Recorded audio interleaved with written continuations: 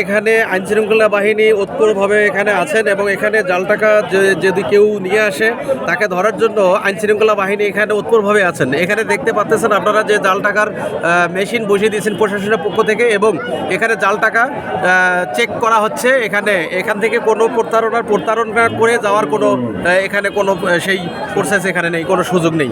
এখানে ওতপ্রোতভাবে প্রশাসনিকভাবে দায়িত্ব পালন করে আসতেছেন এবং এখানকার জনগণ সবাই উৎসুকভাবেই আছেন যাতে যেন কেউ এখানে কোনো প্রতারণা করে বা প্রতারক কাজ করে যেন টাকা পয়সা লুটিয়ে না নিয়ে যেতে পারে। এজন্য আইনশৃঙ্খলা বাহিনী এবং সাধারণ মানুষ ওতপ্রোতভাবে জড়িতভাবে তাদের সাথে আছেন আর কি।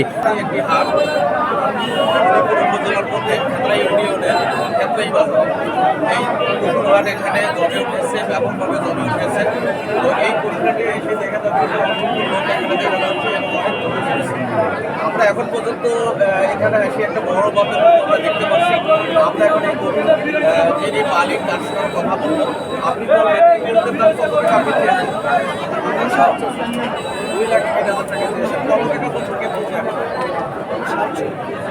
কত টাকা বলছে? 1,60,000 থেকে 70,000 টাকা বলছে। আপনি কত টাকা ছেড়ে দেবেন এই গরুটা?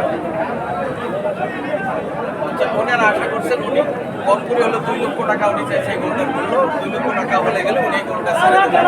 তো আসলে আমি আপনাদেরকে দেখাতে চাচ্ছি যে এখানে খুব ভালোভাবে লেগেছে একটি গ্রাম অঞ্চল হিসেবে, গ্রাম হিসেবে যে এখানে হয়েছে একটা হাট যেটা প্রতি বছরে এখানে বসে, তার চিত্র আমি দেখাচ্ছি আপনাদেরকে যে এখানে অসংখ্য